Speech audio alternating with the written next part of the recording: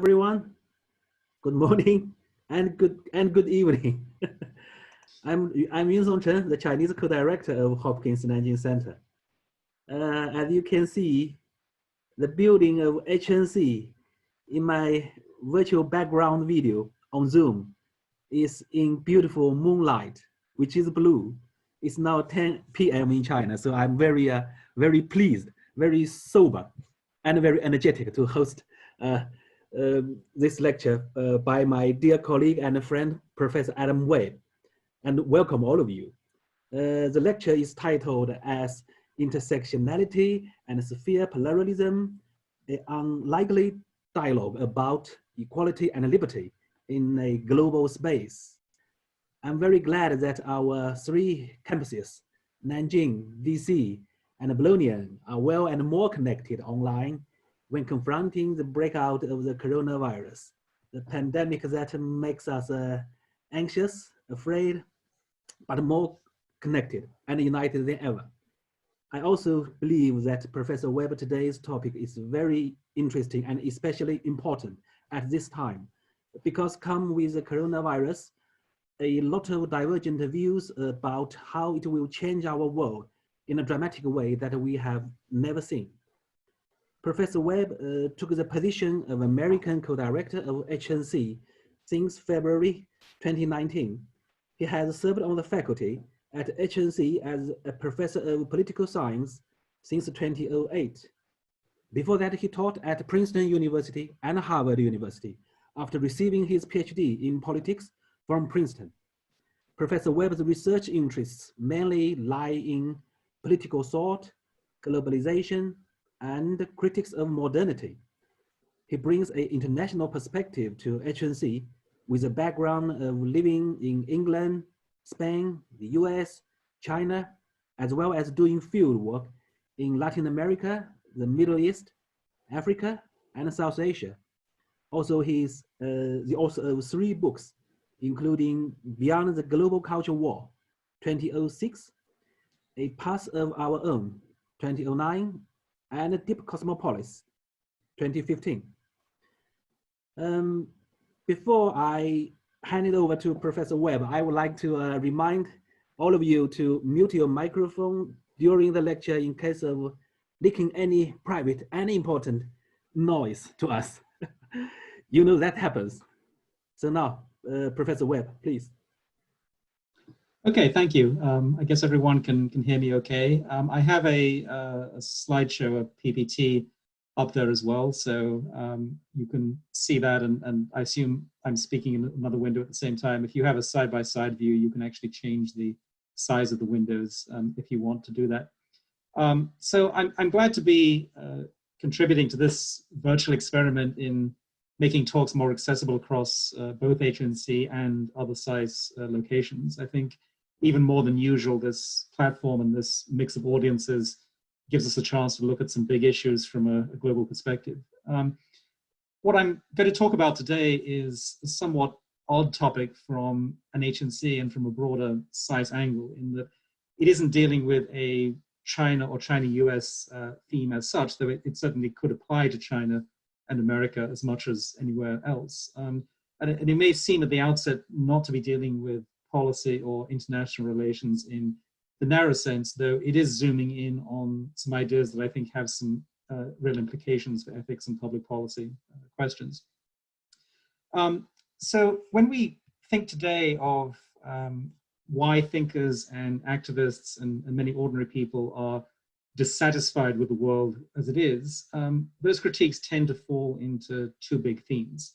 One is inequality, the differences of fortune between people due perhaps to who or where they are, maybe because of what's happening to them right now, or perhaps because of the accumulated injustices of past generations. Maybe it's because the world is not neutral and non-discriminatory enough, or maybe it's because the world does not take enough account of identity and difference. Another big theme of social critique is concentration of power. It's the accretion of authority in large institutions and in the hands of the sort of people who run them. Though some of those critiques focus more on individual liberty and some focus more on the freedom of associational life in civil society. These big apprehensions about inequality and the concentration of power are generic enough that they don't really belong to any one ideological bloc. And as the examples I just mentioned show, the devil is in the details of exactly how one sees the causes and the remedies and what the cast of good and wicked characters supposedly is.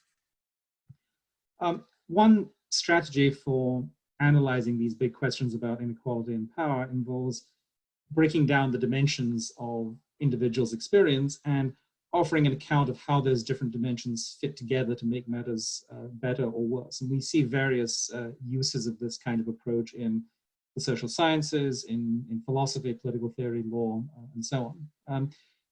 But today, what I want to do is focus on two currents of thinking and bring them into dialogue. And these are sphere pluralism and intersectionality. Now, these are very odd bedfellows. What I'm calling sphere pluralism comes out of pretty traditional sensibilities. Typically, it's linked to religious, conservative, or libertarian suspicions about the power of the modern state and the flattening of society. Intersectionality, on the other hand, comes out of social movements of the New Left since the 1960s. Its advocates want to challenge radically the interacting oppressions of race, sex, class, and the like. And moreover, these two different currents of ideas tend to attract very different sorts of people who typically have nothing to say to each other. But the reason I'm putting them together today is I think there are some provocative parallels that are worth exploring. Both of them break down personal experience into different dimensions. Both of them see doing that as crucial if we want to understand and overcome the worst features of the modern world. Both see themselves as challenging mainstream power structures, even if they're doing so in different ways and with different purposes. So what I want to do here is I want to go over some key contributions from each of these two currents, including how they each see individual moral agency, how they see different spaces of power. And then I'm going to go on to show that if sphere pluralism and intersectionality can overcome certain blind spots that they each have, they actually do have quite a lot to offer in tackling questions of justice in a much larger and much more diverse global space in this century. Okay, so we'll start with sphere pluralism. Sphere pluralism is a somewhat odd term because it's not really a single tradition. I'm really using the label here to cover a variety of thought and tendencies that have a common preoccupation. And that preoccupation is the need to fragment authority into different spheres based on different types of social engagements and different aspects of human flourishing. And sphere pluralism has several analogous concepts in other areas. In anthropology, we see the idea of heterarchy. So a hierarchical order has one axis of control where you have lower units either ranked under or nested within higher units. Typical model of a hierarchical system would be a bureaucratic empire with one central political structure of power.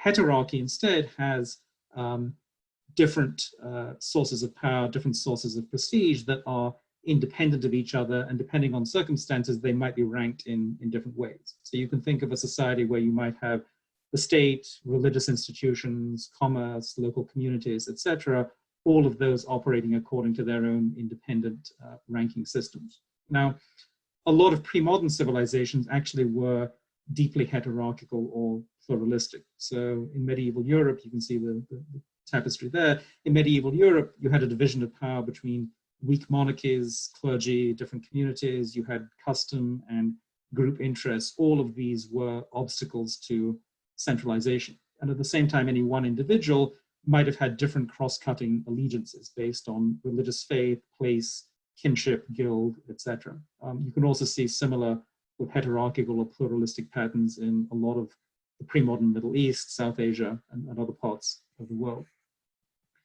Now, it's precisely because the modern world seems to threaten us with more and more centralization that there have been several pluralistic strands of criticism in the last century or so. And I've listed three different examples there. One is philosopher Michael Walzer in his pretty well-known book, Spheres of Justice. This stemmed from his unease with the corrosive power of money in modern times. And he said that any community needed to draw boundaries around different spheres so that you'd have different standards of just distribution applying to goods like political power, healthcare, education, and so on. So he was coming from an egalitarian or a communitarian perspective, but he also thought that what those boundaries were would vary quite a lot across time and place, that each community, and he basically had in mind a democratic nation state, each community would need to have an ongoing public conversation about what those different spheres were, what their values were, and what the boundaries among them were. You can also see a pluralistic bent in Catholic social thought. So starting with Quadragesimo Anno and other papal encyclicals, we see the idea of subsidiarity. And subsidiarity basically holds that any function, any responsibility should be exercised at the lowest possible level. So if you can do things at the level of the family, you should do them there, maybe in civil society, maybe at a local level or a regional level, before you move it up to something as big as the nation state or even supranational structures. And this kind of decentralization, this preference for doing things at the lowest level, at the lowest layer, was based on a Christian view of human dignity. This is basically a pluralism of different layers or levels rather than kinds, but it's also looking at different kinds of human activity. You can also see an emphasis on different spheres among some English pluralist thinkers in the early 20th century, people like John Neville Figgis, who I'm sure nobody reads today. He made a similar kind of argument that the most important kind of liberty was individuals exercising social life in different dimensions. And this would mean participating in associations like churches, guilds, universities, businesses, etc. All of these different associations would be independent of the state. They would not owe their existence to the state. They would have a pre-political nature. And from that kind of pluralist perspective, the state really had no primacy among these different institutions. It was one unit among many. It had a kind of balancing or public order function, but it did not have a kind of moral primacy above these other areas of human life. One of the most sophisticated lines of thinking in this vein is so-called sphere sovereignty. And this was put forth by two men that you've probably never heard of. One was Abraham Kuyper at the top left. He was a Calvinist theologian and journalist who also served as the Prime Minister of the Netherlands from 1901 to 1905. The top right is Herman Dooyeweerd. He was a philosopher in the same tradition who, a couple of generations later, through the mid to late 20th century, refined the idea of sphere sovereignty into a comprehensive system of thought. And the crux of the idea here is that when Kuyper put forth the idea of sphere sovereignty, he saw it as a third way. He saw it as being different from a French-style sovereignty of the people coming out of the French Revolution, and different from a German-style sovereignty of an authoritarian state in the early 20th century. And he was drawing on his Calvinist religious inspirations to see liberty as bound up with the sovereignty of God and the dignity of the individual believer who would engage with family, church, school, business, club, state, all these different kinds of institutions. So from a sphere sovereignty angle, the state had a limited function of its own in providing public order and justice, but Kuyper really thought that each of these different spheres, each of these different kinds of institutions had its own sovereignty, and the state could not legitimately encroach upon them. And Kuyper and Dooyeweerd felt that this kind of liberty which flowed through the different spheres of society, was far more important than the naked individualism of the individual citizen beneath an ever more powerful state.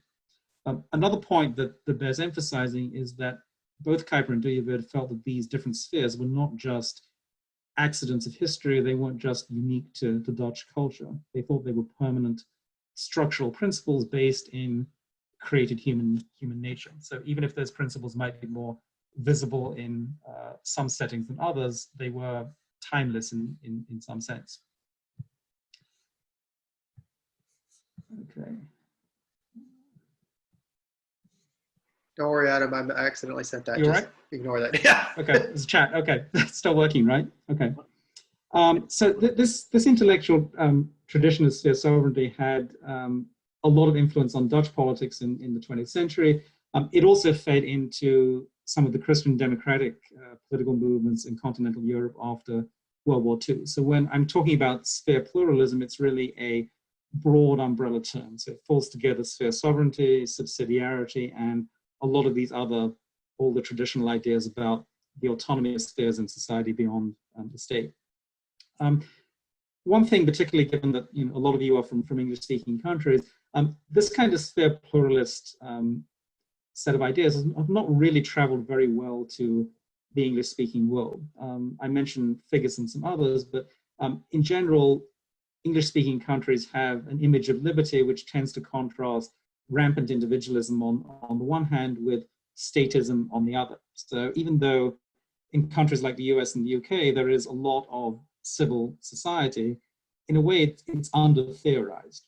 Christian thought in such countries also tends to deal more with individual morality rather than with a pluralistic society and the kind of institutional ecology that you need to support a pluralistic society. But having said that, there also are some analogies, even in English-speaking countries, to sphere pluralism. So if you go back, I guess, almost 20 years now to the Bush administration, some of his faith-based initiatives to channel welfare funds through different institutions in civil society also reflected something like a sphere pluralist idea. You also see some conservative defenses of the autonomy of the family, school choice, and so on, which are in the same spirit, even if they may not be explicitly situating themselves in that tradition.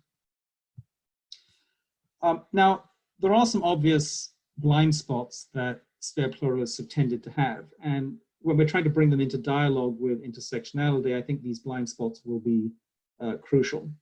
Indeed, I suspect when people bring all kinds of ideas and assumptions to the world, but I suspect for a lot of people on the left today, seeing these photos up here, men of a certain era and a certain background and a certain context, will probably bring up all kinds of visceral suspicions about how they might have seen the world. And even present day admirers of Kuyper quite readily admit that he was a product of his time. For example, some of his ideas about the family as a sovereign space really implied a male-headed household. He took gender roles pretty much for granted.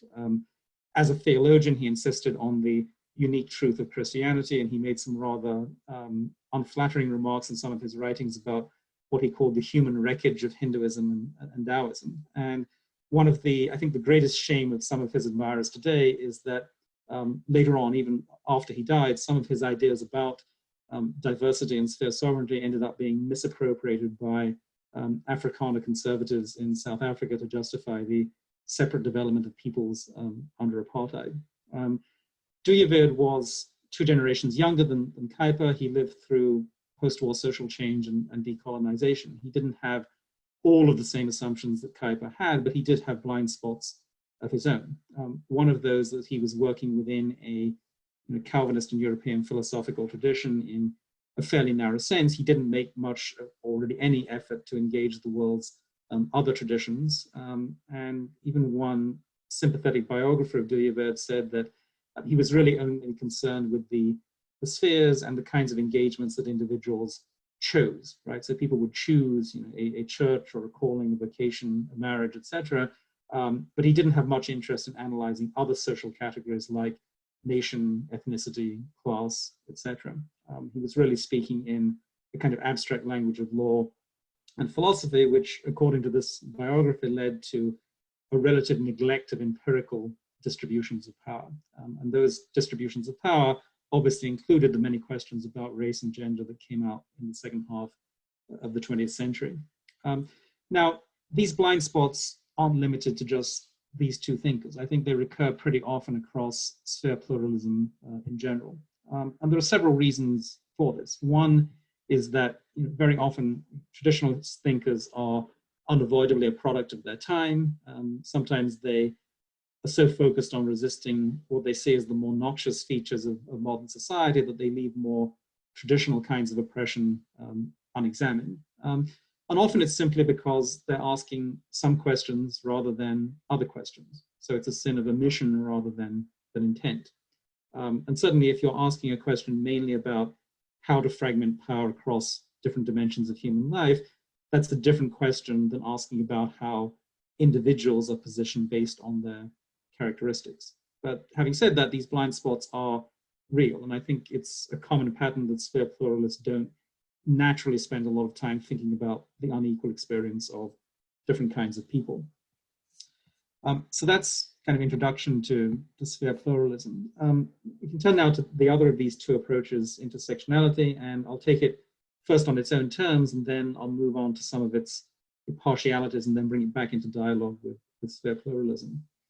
A lot of you are probably more familiar with the term intersectionality than with sphere pluralism. The term itself was coined in 1989 in an influential article by an African-American legal scholar, Kimberly Crenshaw. And she argued that the existing laws in the United States on discrimination tended to deal separately with axes of race and sex. And an effect of that, she said, was that they ill-served Black women whose experience was more than just adding up racism plus sexism. So dealing with discrimination on one axis on its own might benefit Black men or white women, and particularly would benefit upper class professionals in each of those categories. But Crenshaw thought that if you took an intersectional approach where you were looking at the overlaps, you could actually bring the focus more onto what she called the multiply burdened. So these multiply burdened would be people like poor Black women who were oppressed at the same time on dimensions of race, sex, and class. And she felt that doing this would shed light on the workings of an oppressive social structure as a whole. Now, she drew an analogy between that social structure and a room with a ceiling. And the way she described this was that above the ceiling in the room above, you would have white upper class men, and then just below the ceiling, at the top of the room below, you would have people like white women or Black men who were different from them on only one dimension. So they would be more likely to receive a helping hand from white upper class men. They would be more likely to have specific kinds of narrow discrimination they faced taken seriously. But then this meant that poor Black women and other people with multiple burdens were really on the floor of the room below. And she felt that an intersectional approach would help diagnose the problem better, and in the long run, it would help facilitate bottom-up mobilization rather than just competing for scraps of concessions from the top of the social structure. Over the last generation or so, intersectionality has gained a much wider following. We've seen it spread across disciplines. It's added a lot more dimensions. You can see on the slide there, alongside race and gender and class, it's added everything from nationality, sexual orientation, disability, to a whole host of others. Analysis have also become a lot more sophisticated in looking at how different kinds of oppression actually intersect in different contexts and systems. Now, intersectionality, much like sphere pluralism, is more than just a toolkit for analysis. It's not only about understanding the world, it's also animated by a certain history and certain experiences and sensibilities. If you look at its origins, it really came out of the efforts in America in the 1960s social movements to build broad coalitions on the left. It's also quite unapologetic about wanting to bring the experience of the multiply burdened to the surface. One thinker in that tradition has actually called intersectionality a two-pronged intellectual project. So one prong is about analyzing how different axes of oppression intersect. The other prong is about visibility and praxis and transforming the world. Now, as you might have seen in a lot of media discussion and debate, some conservative critics seize on this point and they say that intersectionality is really just another form of group advocacy, that it's about inverting the hierarchy so that, as one of them phrased it, quote, being a white, straight, cisgender man is made anathema, unquote. Now, this obviously is a bit of a caricature.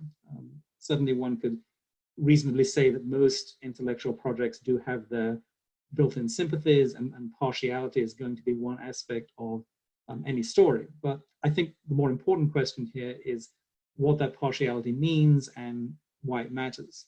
So if you dig a little deeper, you can find that advocates of intersectionality have proved a lot more willing to push beyond their own partialities in some ways than in others. One of the most important efforts in this sense is where they've tried to go beyond the experience of poor Black women in America, who were their original starting point for analysis, to take a more global perspective.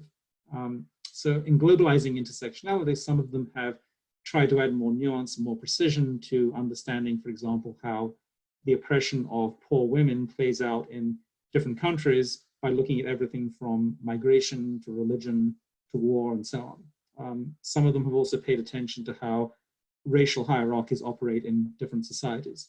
One example is that one person pointed out that a Ugandan Black woman and a Ugandan Indian woman might each be advantaged or disadvantaged depending on where they are, which community of reference they're referring to, and so on.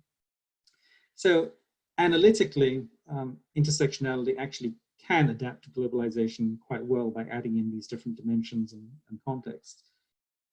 If you look at the second prong of the project, the prong of visibility and praxis and changing society, I think in some ways it's less flexible. And here there's still a strong insistence on fitting into a kind of global narrative which puts the legacy of colonialism at its core. And this is in some ways a little dated because it comes out of the world between roughly 1945 and 1968.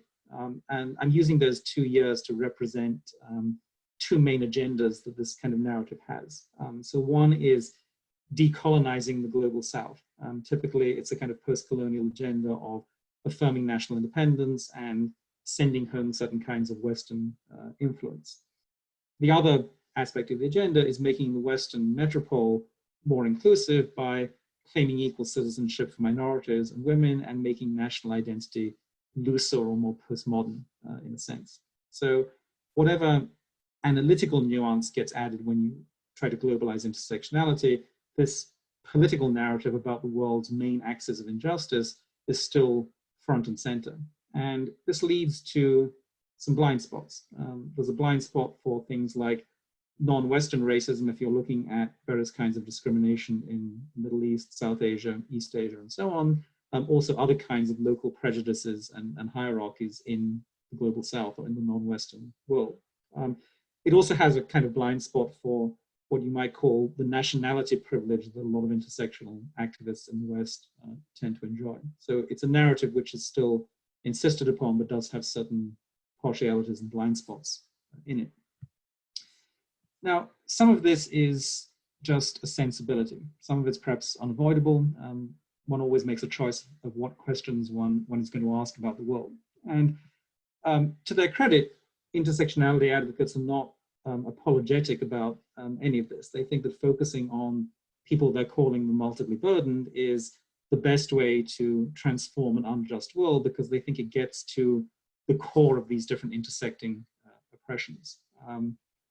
And they think also that any structural changes that benefit the multiply burdened are also likely to benefit the singly burdened along the way. So they think that all this fits together to the world's benefit. But I want to suggest there's a more interesting kind of partiality here that has to do with the nature of power, how one sees power, particularly in a global space beyond the nation state. Now, as I said before, any intellectual current or any block of activists will have a sociology of knowledge behind them, right? There will be a social context to their ideas, but the closer any group of people gets to power, the harder the questions we have to ask about how they see the social landscape and how they see the nature of power itself. One interesting fact is that the social base of intersectionality has evolved over a generation. And this is, I think, likely to be a controversial point, but a few writers on intersectionality have actually traced how its theoretical maturing around the 1990s. If you look at Kimberly Crenshaw's 1989 article and some of the early academic work on this, that theoretical maturing around the 1990s coincided with a transition from social movement experience earlier to academic respectability later on. And a lot of these ideas were really carried into American academia largely by minority women who came from an activist background, brought that activist background with them as they rose professionally, and then challenged mainstream norms in academia as they entered spaces of privilege that had excluded them before. At the same time, some people looking at this history of intersectionality quite sympathetically have also noted that at the same time, some of that critique has softened. They note that intersectionality today tends to pay a bit less attention to oppressive systems like capitalism and a bit more attention to mere dimensions of identity like race, gender, and sexuality. And from one perspective, this shouldn't be surprising because any good Marxist would probably have predicted that upward mobility tends to soften radicalism. Another interesting fact is that intersectionality still, I think, implicitly presupposes a visibly unified establishment, basically a white, male, capitalist, colonial, patriarchal establishment. And this is not really a caricature, but a lot of it looks like a kind of early 20th century image of the world when you had men like Cecil Rhodes and Theodore Roosevelt looming large in the imagination. And certainly if you go back to that period, you could consider that such people were a meaningful social force along with the institutions and the cultural messaging that they stewarded. And you could even see some of that unity extending into the post-war era, even though it was by then coming under greater pressure from social mobility, demographic change, decolonization, and so on. Obviously, legacies do linger, right? I mean, we all know there are a lot of white male politicians today who use those legacies as their trump card, so to speak. And I don't think anyone either would reasonably deny that a lot of stereotypes about race and gender still abound across spheres of life today. The global landscape of advertising, cultural capital, etc., still tilts somewhat in that direction. But contexts do evolve. And one of those evolving contexts is that the landscape of power today is a lot more complex than even in 1989 when Crenshaw wrote her article. One thing that probably has not changed much is that the multiply burdened are still multiply burdened. But at the same time, the new global establishment, I think, rests a lot less on the embodiment of descriptive privilege than it does on the socialization of a professional new class, which has all its own cultural codes and orthodoxies and institutional leverage. And one segment of that rising stratum that's jockeying for influence is, I think, deploying the visibility project of intersectionality to add to its own legitimacy. And that's obviously, I think, a controversial point, but it's this contest of power that makes asking the right questions so crucial, because worldviews do matter. And if we want to look at the implications of all of these ideas for an emerging global space, this is where a deeper contrast between intersectionality and sphere pluralism can be illuminating, I think. Now, to get at that contrast and dig a bit deeper, I think you have to zoom in first on the self-understandings that are involved here. And at first, this might seem a little abstract, but I think you need to start at that level because you need to build out from some core assumptions. Now, I think the core, the ontological core of intersectionality is what you might call embodiment.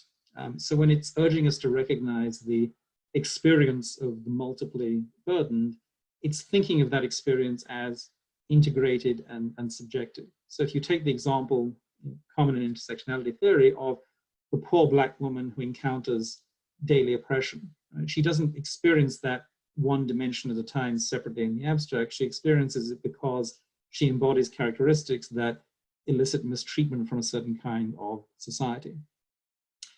So how would sphere pluralists look at this kind of embodied experience of oppression?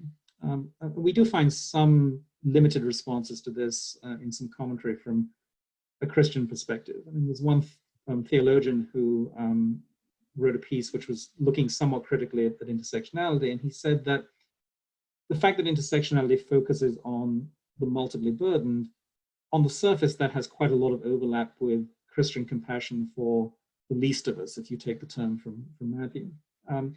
But he added that he thought it put too much emphasis on fixed identities, right? Identities of race, gender, etc., rather than the kinds of chosen engagements that give scope for moral agency. So he felt that it was more important to put compassion and empathy even on the part of the most oppressed people at the center, and he insisted that the ultimate equality across all of these different axes of difference was the individual soul.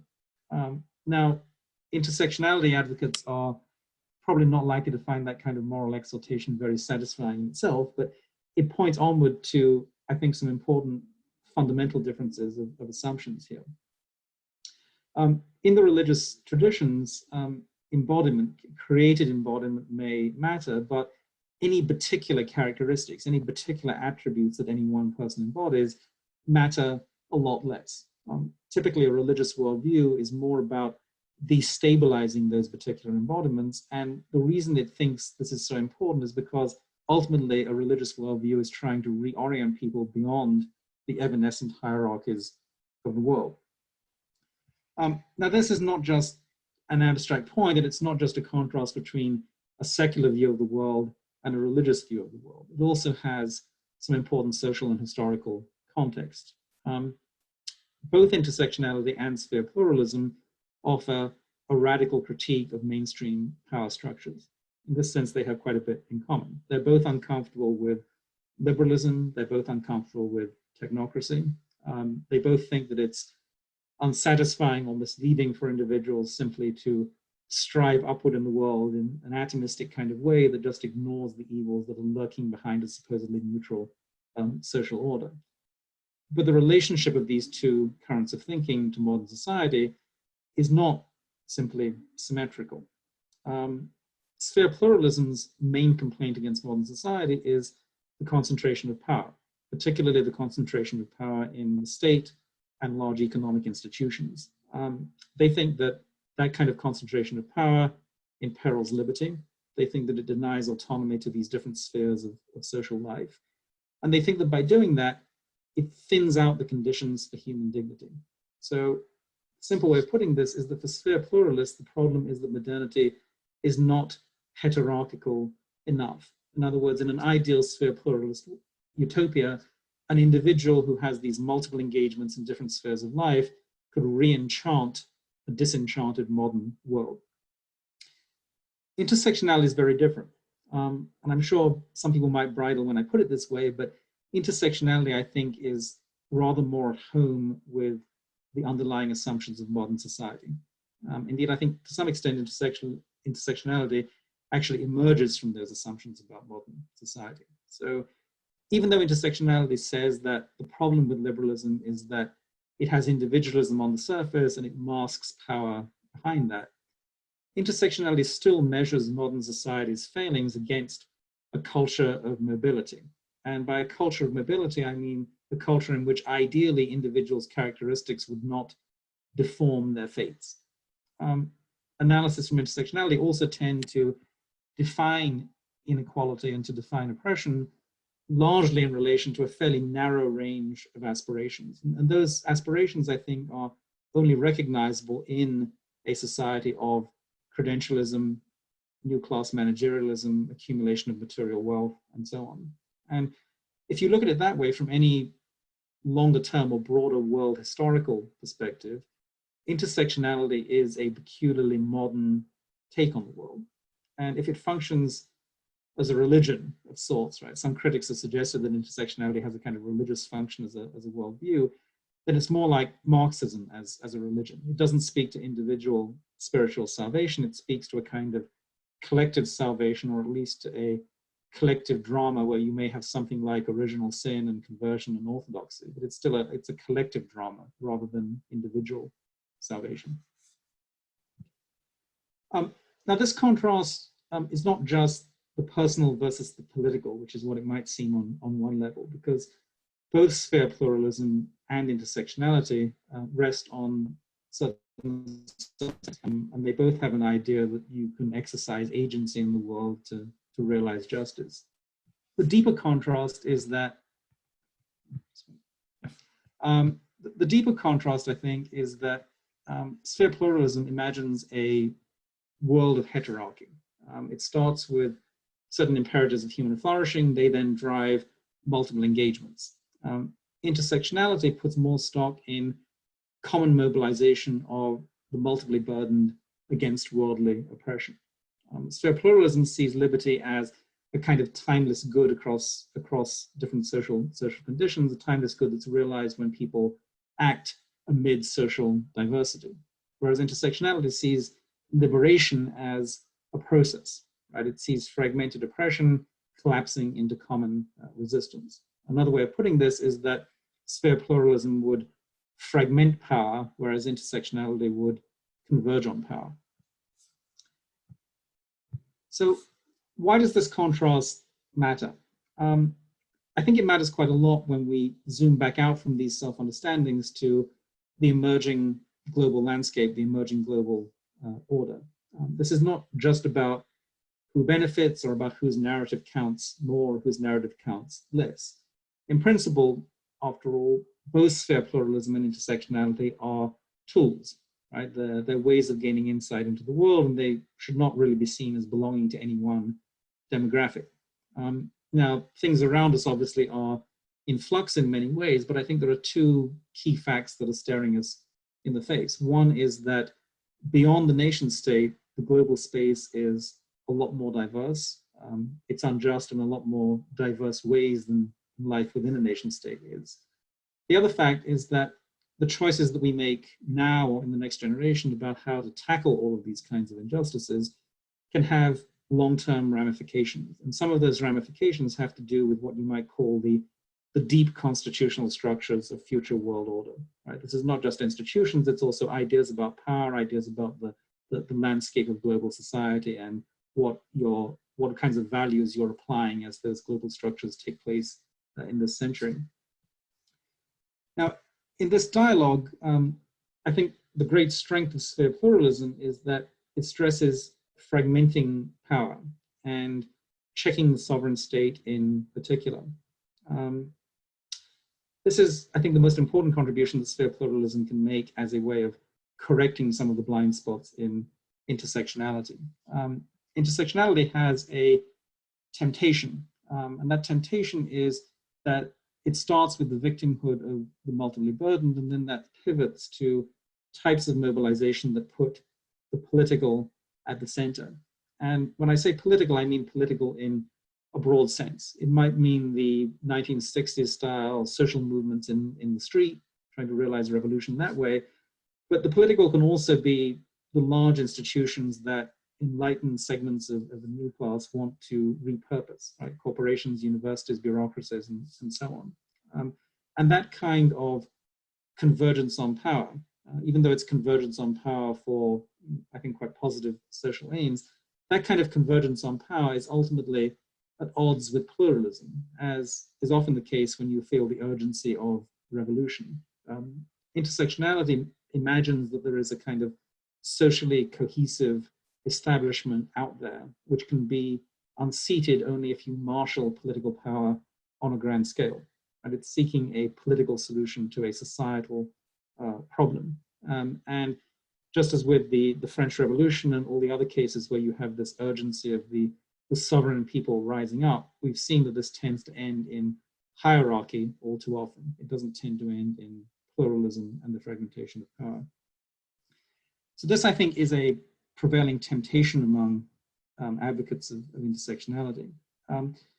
But to be fair, at the same time, it's not entirely exhausting how they think. I mean, some of them do acknowledge that a lot of the most important kinds of oppression happen in society, not in the state, and the most important battles may play out in social spaces as well. There's also a problem that I think intersectionality advocates would be fairly ready to admit, which is that any modern nation state is made up of political majorities. And even if you might imagine the multiply burden being able to assemble shifting coalitions from time to time, the nature of this kind of intersectional coalition is not likely to command a stable political majority in any diverse society. So even within the logic of intersectionality, I think there are reasons why one might not want to support too narrow a focus on seizing and deploying political power, but that is still a temptation that we see quite deeply embedded there.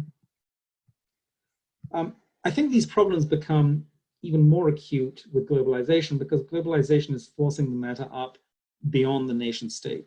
And the global landscape is, as we know, vastly more diverse than within any country. And I find it unlikely to imagine that this kind of 1945, 1968 global narrative that many on the left have would actually resonate with enough people to underpin a global majority.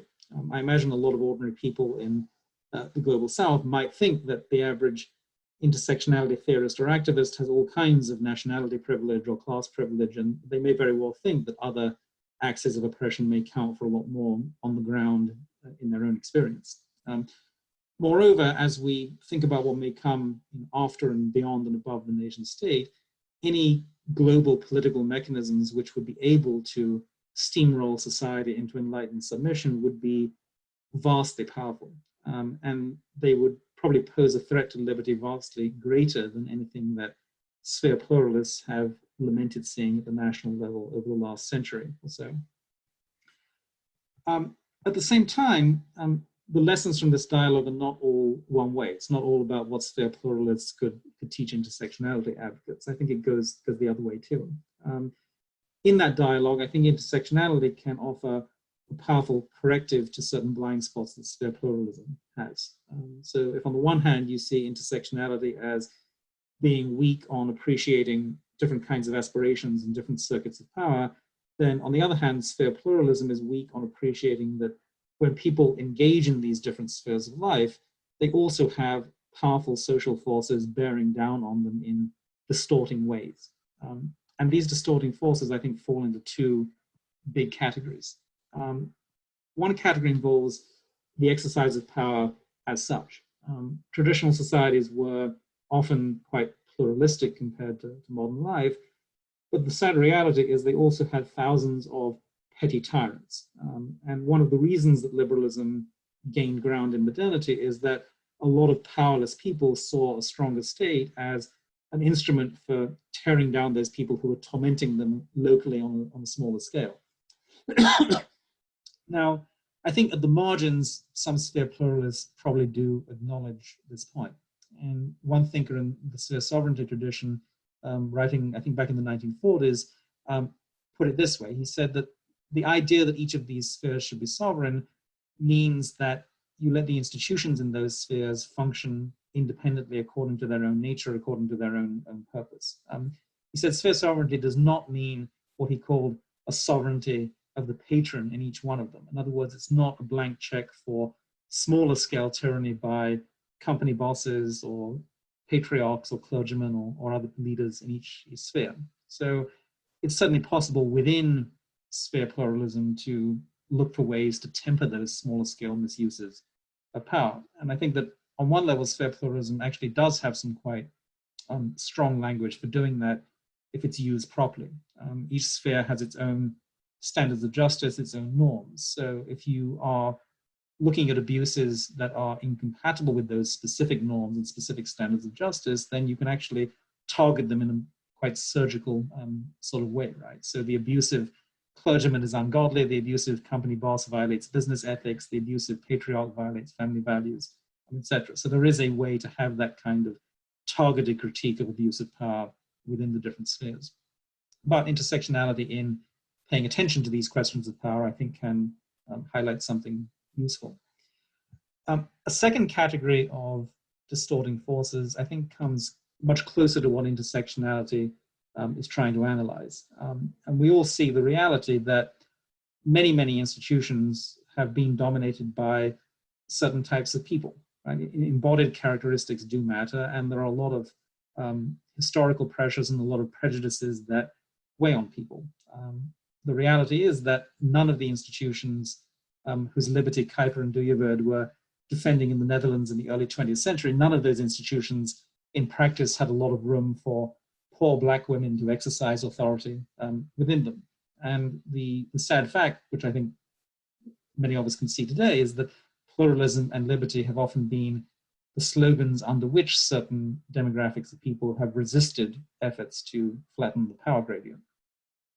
So I think intersectional analysis can quite legitimately highlight those power gradients and how those gradients operate. And it can do that on a couple of different levels. It can do that at the macro level of society as a whole, or it can do so at the micro level of how specific institutions are working.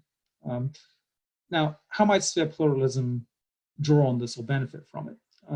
Certainly in the religious traditions, there is a lot of language for awareness of the accidents of history, more empathy for the least of us, and so on. But I think that if sphere pluralism can incorporate these questions from intersectionality, if in doing so, it's probably likely to shift the language or shift the emphasis a bit. So I imagine from a sphere pluralist perspective, rather than looking in the aggregate at power and prejudice, looking at sort of overall statistics of inequality in society and so on, it would be more likely to look in each sphere and each institution separately at what the blockages are, right? And what are the blockages in those institutions to each person's capacity to engage and to flourish within those spaces? So instead of just invoking a bland principle of equal citizenship in society as a whole, it could actually ask, or would probably prefer to ask, more targeted questions about what is actually happening within Church X, Business Y, University Z that is preventing the poor Black woman from being equally able to exercise agency in that sphere by its own professed standards. So I think it can incorporate some of those questions, but it would probably do so on a different scale or in a different way. Now, having said that, I realize that to intersectionality advocates, this might look like a very disconnected set of remedies. And I can imagine some might say that this approach would actually hinder the kind of broad collective mobilization that's needed to smash the whole oppressive social structure. And it's possible that could be true, and this may ultimately be an irreconcilable difference of outlook on what you think is most important. But I think there are two questions about this that bear pondering as one considers it. First question is how great the risks of concentrated power are. One thing we often get is that it's not only the moment of revolution or the moment of social change that matters, it's also what gets locked in afterwards. And if we're looking beyond the nation state at emerging global spaces, this risk is actually far greater globally than it has been within any nation state. The scale itself raises the stakes. And the fact that today we still have no global institutions that are really able to channel and tame political energy means that anytime you release that energy in that way, you can actually set some troubling precedents.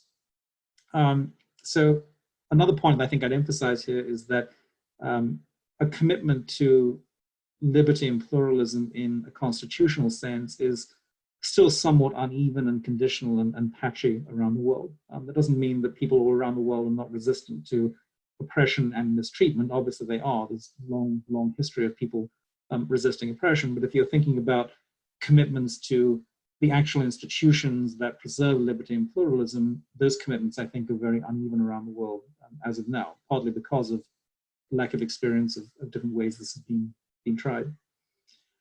Second question that I think is worth considering is, if you're trying to flatten those gradients of inequality that are tormenting the multiply burdened, I think you need to ask what the preferred site should be for doing that. Should it be the political sphere in the broad sense, or should it be micro-level spaces? Now, I would argue that micro-level spaces are often a lot more promising when you're looking at the global landscape. As I said earlier, there is no global common ground for the kind of public coalition that intersectionality advocates probably would like to see.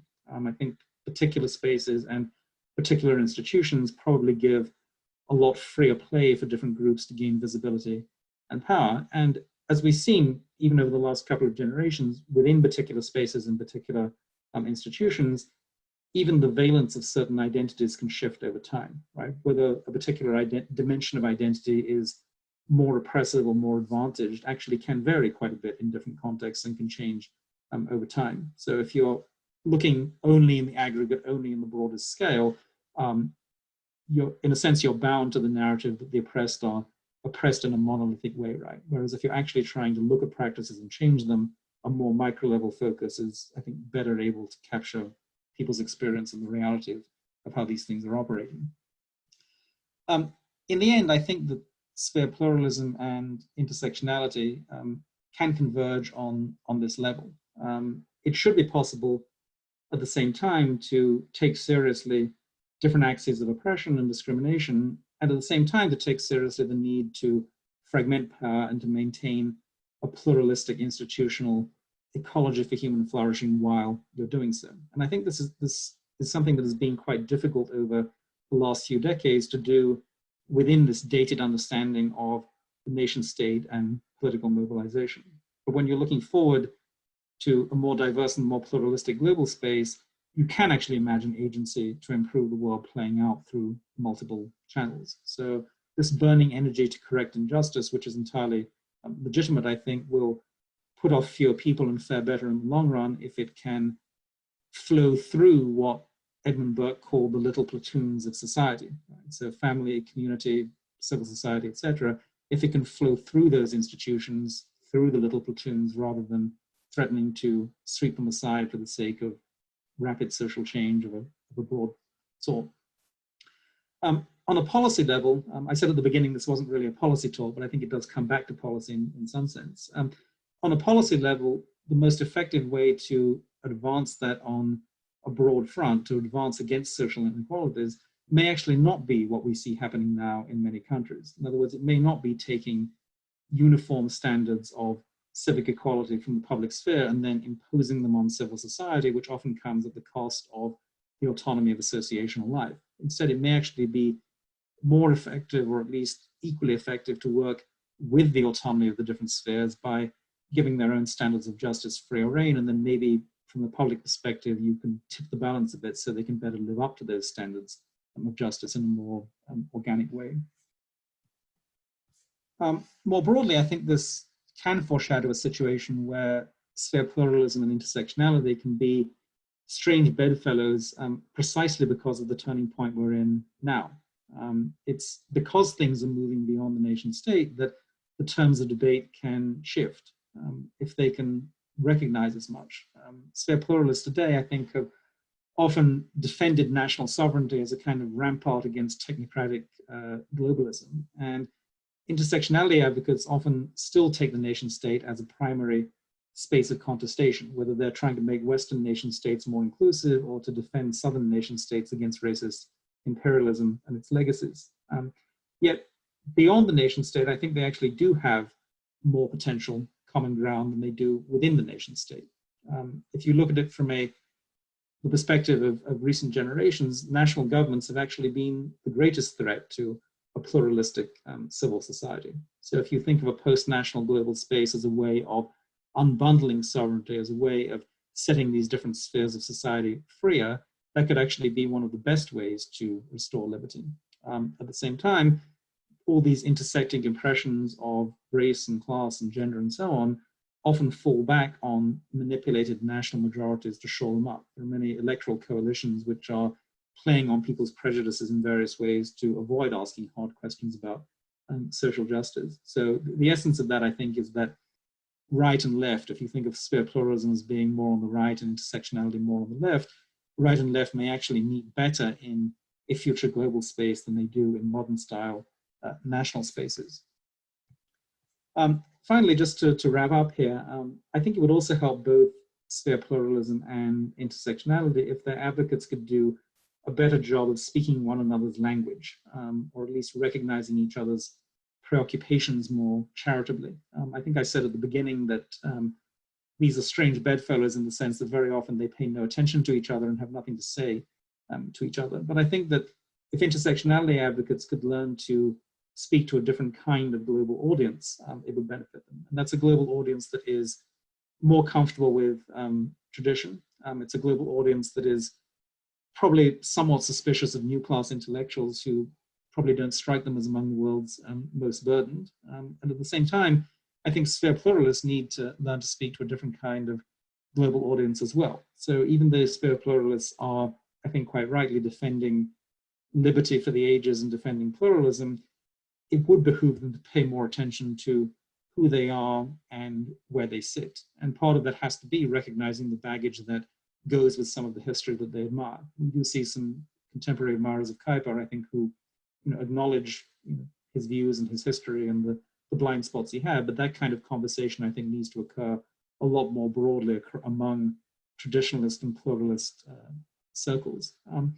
Now, if you look forward where that kind of reconciliation might lead 2 or 3 generations out, I think it could actually lead to a rather peculiar mix of benefits, because on the one hand, it could lead to a world in which the great traditions, including religious traditions, civilizational traditions, etc., have actually become more inclusive and more diverse, right? If they've overcome some of their prejudices about who people are and then focused more on the principles and the universal human experience and removing the blockages to that, they would actually realize their own universal principles of truth more fully.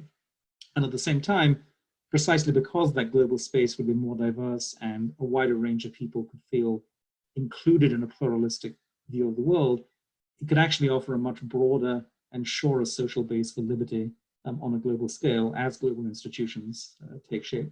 So I'll stop at that point and open up for questions. I'd suggest using the raise hand function.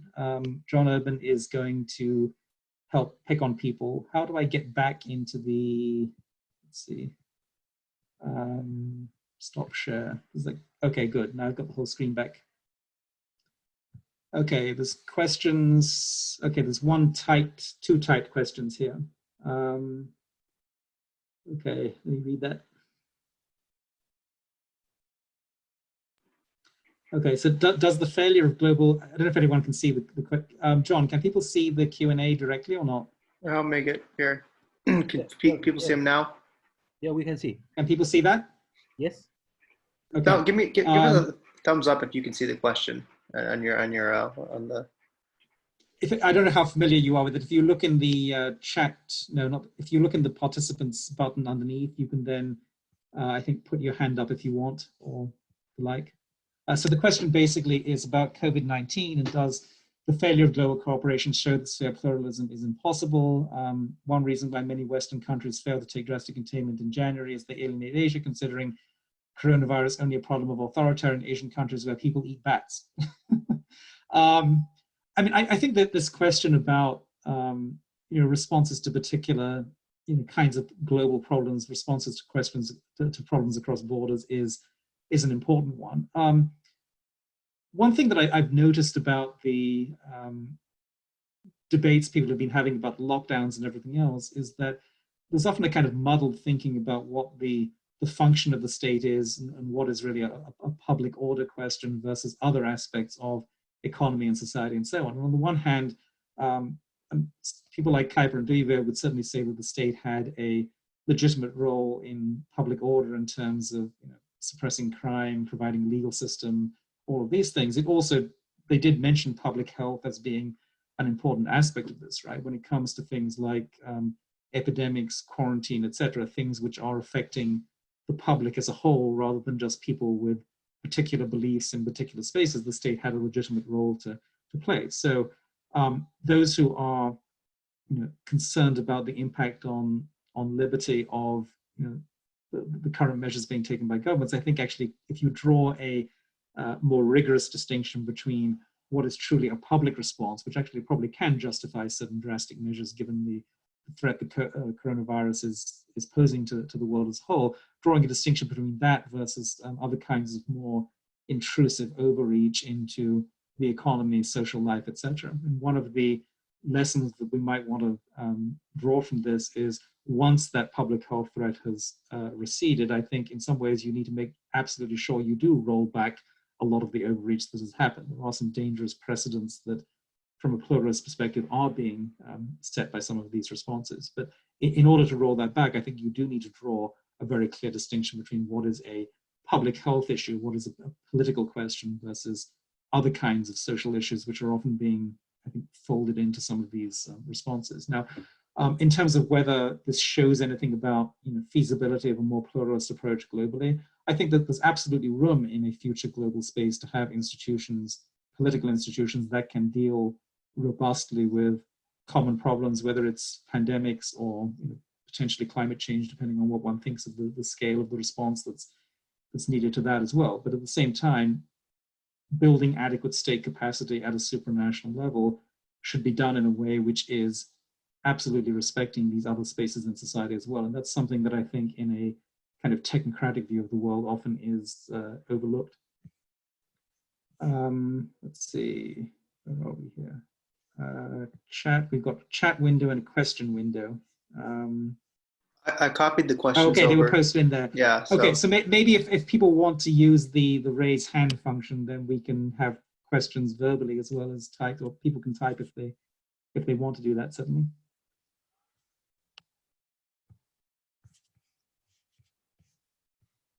I don't know if people know how to raise the hand.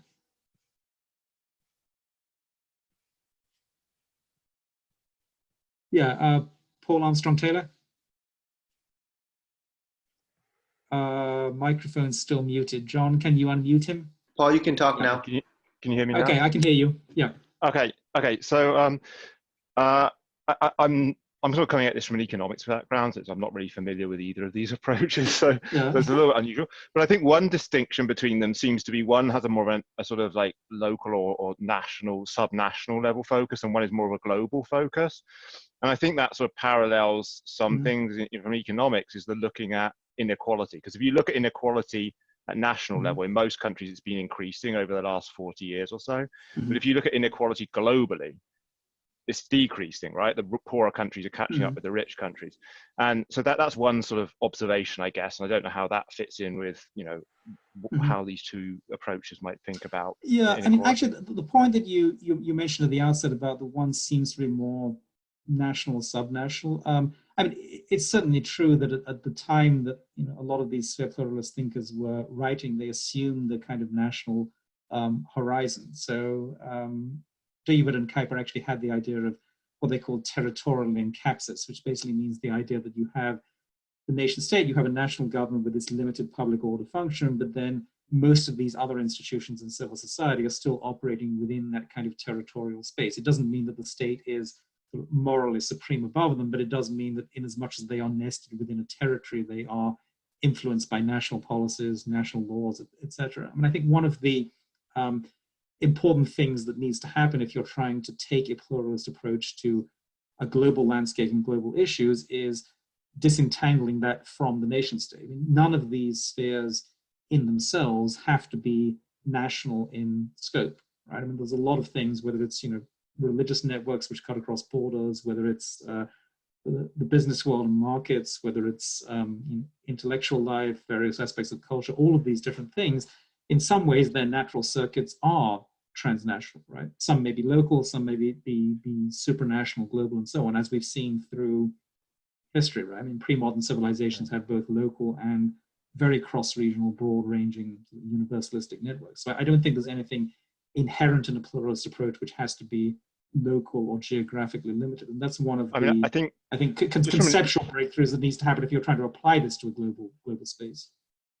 Yeah, I just think from a sort of an inequality perspective, it's very much depends whether you're looking national or global, because they're a completely different answer, right? One's heading a better, you know, less inequality, one heading more inequality. But it also affects when you're thinking about certain policies. Do a policy a policy that might reduce national inequality might increase global inequality. For example, protectionism, right? You might put in protectionism to protect low-skilled workers in a developed country, but that then is going to negatively impact workers in poorer countries who now can't compete and can't export to the developed country. So is that good or bad, right? I mean, you're protecting one sort of disadvantaged group, maybe a lower skill, lower income people in developed countries at the expense of people in developing countries. So it very much depends. Are you looking globally or are you looking nationally? The policy implications can be quite different. And I mean, depending on which axis of inequality you're talking about, I mean, you're mentioning income, economic inequality. Well, I'm an economist, that's why. Yeah, but I mean, a lot of these things, I mean, they can cut different directions, right? I mean, a lot of protectionist policies, which at least within a national space are intended to limit the scope of economic inequality, often in order to assemble the political coalitions behind a protectionist policy, often that involves invoking other kinds of identities that people have in a way that can cut against equality within those national spaces too, right? So I mean, I think that's actually something that intersectionality can add quite a bit of nuance to when it's looking at how these different things are interacting. Yeah. Okay, that's my question. Let's see, Paula. Paula can now talk. Hello? Is your microphone still muted? I think. John, can you unmute her? Oh, no question. Okay. Oh, because the hand's up. Okay, maybe not. Jose? Okay, Jose can talk. Is his microphone on?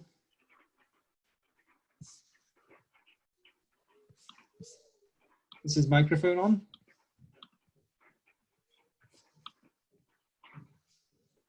Oh, sorry. Hello? Hello, can you hear me? There you go. Sorry Yeah, about that. now I can hear you. Go ahead. Oh, so sorry about that. Okay. So my question is that, so Doctor, you just said that with if with global intersectionality, they can facilitate the communication between different conservative traditions.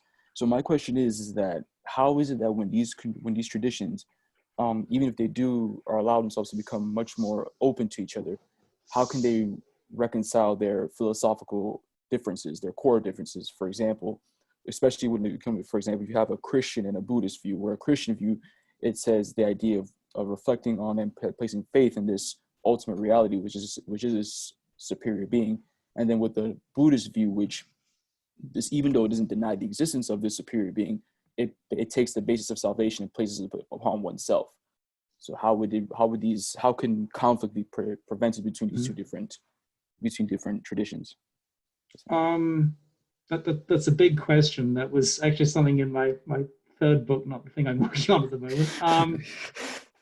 I mean, the simple answer to this, I think, is that, when we're talking about people from different traditions, I think taking too holistic a view of each tradition can be misleading, right? Any major tradition or civilization has a whole variety of different currents, from very sort of aristocratic or mystical or self-cultivating currents to currents which are emphasizing equality, community, etc. And there's a whole variety of different emphases within that. I think you're actually more likely to find common ground across traditions by finding analogues or finding counterparts in those traditions, rather than having a dialogue between Confucianism as a whole and Buddhism as a whole and Christianity as a whole. I think there are specific strands within each of those, and they have more in common in terms of how they view aspects of human experience and what people actually need. In terms of how that fits back to this this topic about sort of pluralism and institutions and power and so on, I think if you're really trying to create space and create willingness for people from different religious traditions, for example, to engage in dialogue with each other, breaking down some of those national and territorial units may actually be the best way of doing that. I've often seen some of the most successful cases in dialogue and collaboration across those boundaries to happen when people have a common purpose to work together on. One example I saw in Cairo during the Arab Spring in 2012 was a group which was actually bringing together Salafi Muslims and Coptic Christians and others, and they got together to work on volunteer projects in poor areas outside Cairo. And so by engaging in a different task, they actually had something to bridge their different experiences, and they actually found they had quite a lot in common with each other. So I think a lot of that dialogue and breaking down of barriers happens in civil society when you are empowering civil society, when you're creating spaces where people have these common tasks that they're engaged in. So in some ways, a lot of these things do fit together. A vibrant civil society is one of the best ways of breaking down barriers, I think. Thank you, Doctor. Yeah. Other questions or comments or criticisms? I realize some of what I said is probably controversial to some people. Adeline has a question. I'll put it into the chat. Yeah. Is it typed or?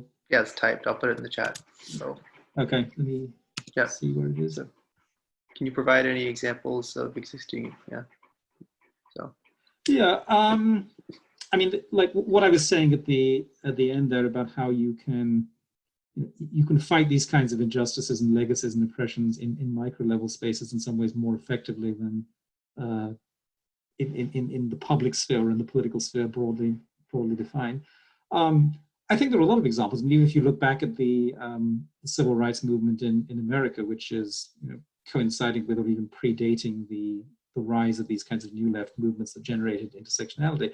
I mean, a lot of those spaces in which equality or mobilization happened were spaces in civil society. And if you look at African-American owned businesses in the South, and it's even in the 1940s and 1950s, I mean, that was one space which was not political, in which people actually were challenging some of these norms, creating their own spaces and own sense of empowerment. If you look at churches, I mean, you could look at religious movements that were supporting broader agendas of social justice. In South Africa, the churches were often one of the spaces in which people from different racial groups were cooperating for the sake of justice. And part of the reason the churches were a promising venue for this is because they could actually appeal to those common religious values of their common understanding of human dignity, which was not a claim of equal citizenship as such. It was more a claim about human dignity and common experience. So I think we can see this in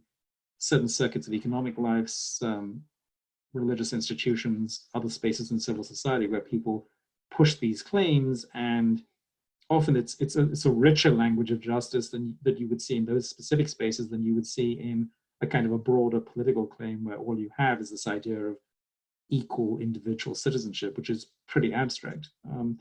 Another point actually is that, I mean, often people who are apprehensive about concentration of power are apprehensive about doing this on a grand political scale, precisely because it very often implies marshalling the power of large institutions in ways that can diminish space in civil society in the long run. I think people who are suspicious about concentration of power are actually much more likely to support seeing this happening in micro-level spaces, because it is more specific, it's more targeted, and it doesn't seem to then threaten other kinds of concerns that people may have about pluralism.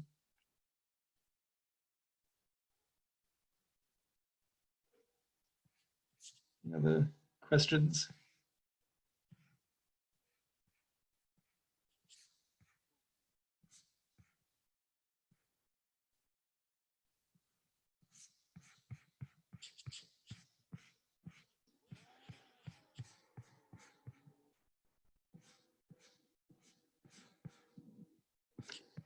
Going once?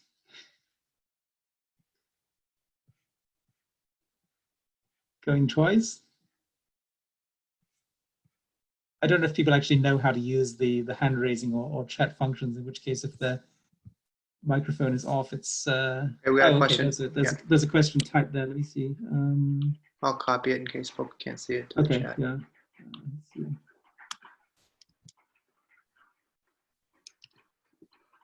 Cases of cultural assimilation. Yeah, I mean, the term pluralism has been used in different ways. I mean, one way obviously is, what I've been talking about, where you have different spheres of society, and it's mainly concerned about fragmenting power and creating spaces of liberty and so on. I mean, there's other talk about cultural pluralism and cultural diversity in a kind of horizontal sense too. I think if you're concerned about cultural diversity being steamrolled in modern society, there's one key question you need to ask, which is, what are the institutions which are doing most of that steamrolling? And I think it's pretty clear one of those is national governments that are pursuing national projects of assimilation and conformity. And this can apply to a whole lot of different things, whether it's specific cultural practices or things like language and so on. I mean, one of the single biggest forces wiping out diversity of languages is national projects which suppress regional languages, impose national languages, and so on. So I think the nation state on the whole has been a force for homogeneity and assimilation rather than a force for diversity. And it may sound strange to hear that nowadays, because often people look at globalization and they say globalization is overriding diversity and the nation state is the best defense of cultural pluralism. I don't really buy it, because in some ways you can actually defend cultural pluralism better by recognizing the fact that a lot of identities do cut across borders. A lot of them are subnational or regional. A lot of them don't actually fit this kind of political honeycomb of territorial states, each of which has, one people, one language, one state, one culture, and an often great concentration of power.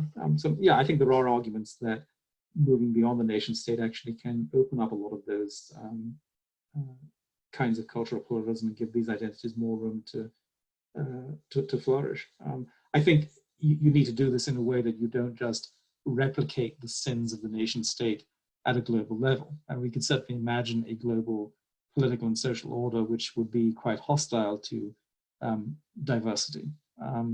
I think this is actually one of the contributions that you can get from sphere pluralism, which is even though you're moving into this global space with things operating in some ways on a much larger scale, how can you actually preserve a vibrant civil society and all of these circuits of engagement and diversity and so on? I think that's really the key question that needs to be asked about the global landscape that's emerging. How can you maintain diversity and liberty even though the scale has gone up?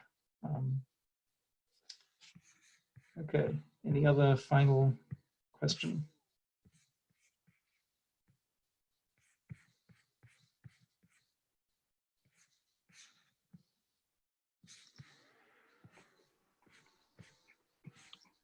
No, we've got another question. Okay, somebody's typed something here. Yeah, let's see.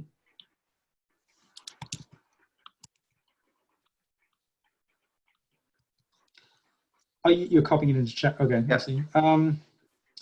Yeah, I mean, I think this is an issue which may be less at the level of the concepts and the ideas themselves, because as I try to lay out, I think there are certain points of contact and there are certain points of dialogue and complementarity here, right? But at the same time, as a social factor, right? I mean, if you think of the kinds of people who talk in terms of intersectionality and the kinds of people who talk in terms of these various traditions of sphere pluralism, I mean, they are very often from very different social backgrounds, they have different sympathies. I mean, I think I see aspects of these because even in something as simple as my Facebook feed, people that I know from various contexts, I often see people with very, very different worldviews who would have absolutely nothing to say to each other. And I at the same time, I can see these different kinds of conversations going on there. Yeah, I mean, I think it is true that they don't naturally gravitate towards each other, and they may have a lot of prejudices about each other as well, which can be,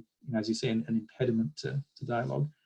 I think there are two levels that conversation might shift if you're looking forward over the next 10 or 20 years. One of those is just at the micro level of experience, right? I mean, if you can find specific issues or specific tasks that can bring people together, like what I mentioned in Egypt, where you were bringing the Muslims and Christians together to volunteer with these small-scale projects. If you can bring people together around a common task, then even though they might not share certain ideas, they can at least recognize some decency in the other people. They can perhaps talk, they can see the other side as more human than they do now, and that can become a starting point for having some of these conversations. So that kind of micro level task-based common ground is one strategy one might look at. I think the other is the broader political context. And this is going back to what I said about how things are gradually moving beyond the nation state in a whole lot of ways. And I believe that one of the biggest questions coming out in this century is going to be what kind of global structures emerge from this, right? What kind of global political structures? How do we deal with the relationship between state and society? How do we deal with common policy challenges above the nation state? And how do we do that in a way which is not steamrolling liberty and not steamrolling tradition and not steamrolling pluralism?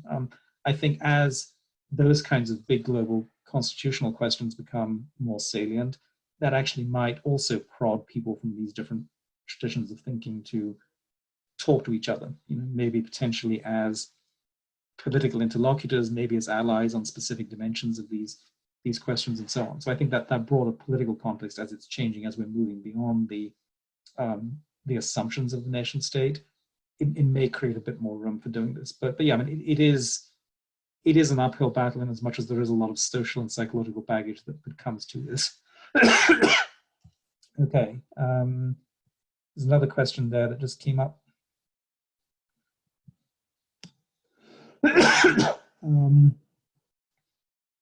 Cross-cultural environment is hard to have effective communication. Just a comment. Background knowledge is needed to bring the conversation to a proper context.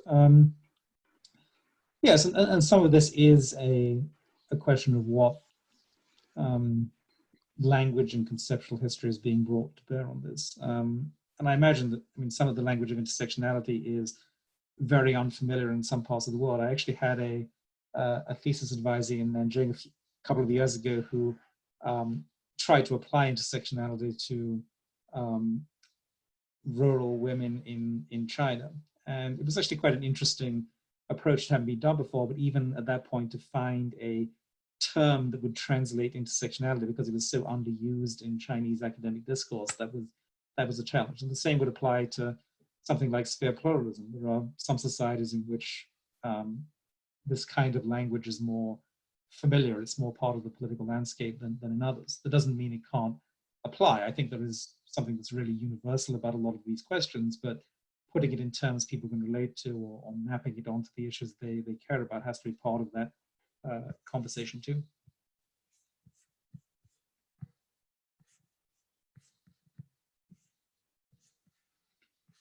Okay, any final questions before we wrap up?